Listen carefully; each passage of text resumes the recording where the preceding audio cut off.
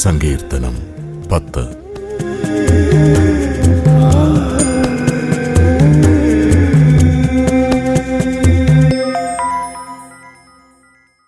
കർത്താവേ, എന്തുകൊണ്ടാണ് അവിടുന്ന് അകന്നു നിൽക്കുന്നത്?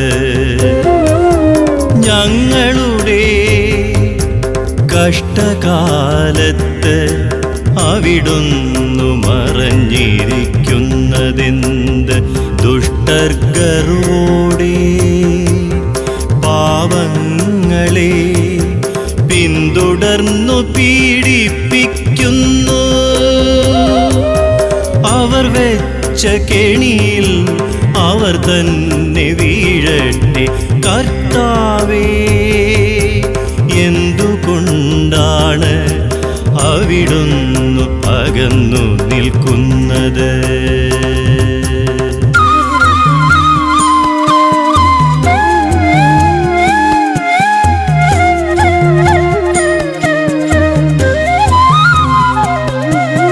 ദുഷ്ടൻ തൻ്റെ ദുരാഗ്രഹങ്ങളെ കുറിച്ചു വൻപു പറയുന്നു.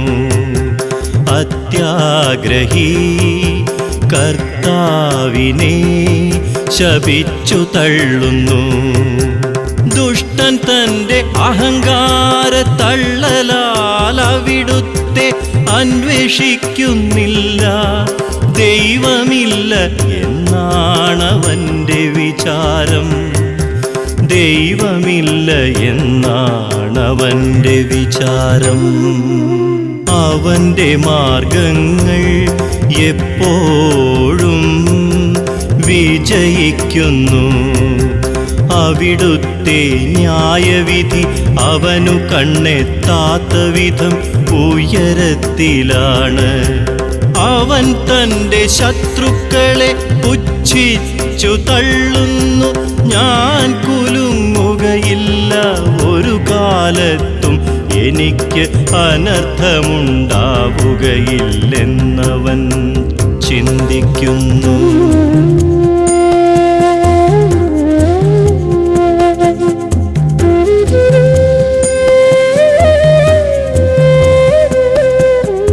അവൻ്റെ വായ് ശാപവും വഞ്ചനയും ഭീഷണിയും കൊണ്ടു നിറഞ്ഞിരിക്കുന്നു.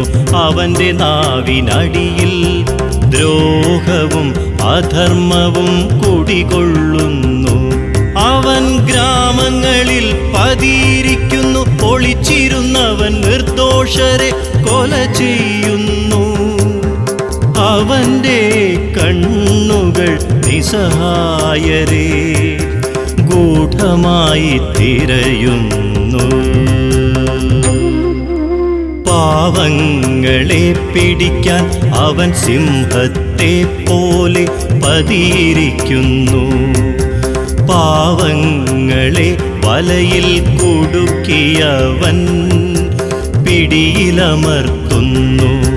നിസ്സഹായൻ ഞെരിഞ്ഞമർന്നു പോകുന്നു. ദുഷ്ടന്റെ ശക്തിയാൽ അവൻ നിലം പതിക്കുന്നു. അവൻ നിലം പതിക്കുന്നു.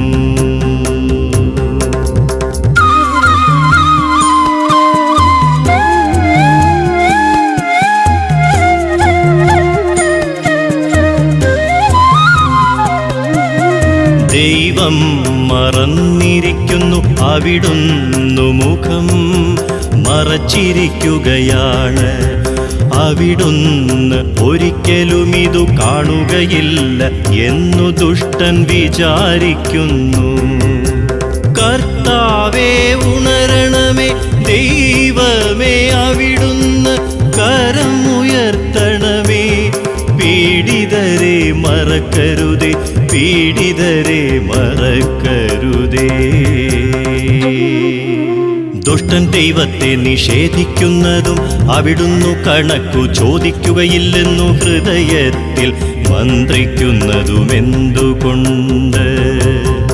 അങ്ങു കാണുന്നുണ്ട് കഷ്ടപ്പാടുകളും ക്ലേശങ്ങളും.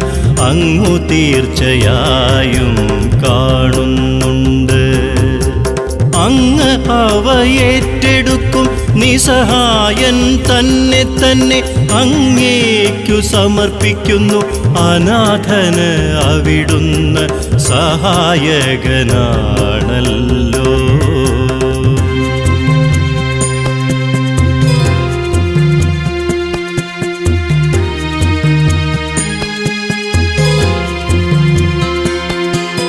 ദുഷ്ടന്റെയും അധർമ്മിയുടെയും ഭുജം തകർക്കണമേ. ദുഷ്ടതയ്ക്കു അറുതി വരുന്നതുവരെ അതു തിരഞ്ഞു നശിപ്പിക്കണമേ. കർത്താവ് എന്നേക്കും രാജാവാണ്. ജനതകൾ അവിടുത്തെ ദേശത്തു നിന്ന് അറ്റുപോകും.